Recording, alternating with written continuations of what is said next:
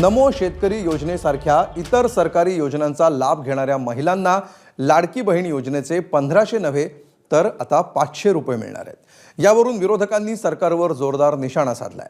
लाडक्या बहिणींच्या मतांची किंमत 1500 वरून 500 वर आली आहे। काही दिवसात ती शून्य होईल असा टोला संजय राऊत यांनी लगावलाय। तर काँग्रेस नेते नाना पटोलेंनी सुद्धा लाडकी बहीण योजनेच्या हप्त्यावरून सरकारवर निशाणा साधलाय।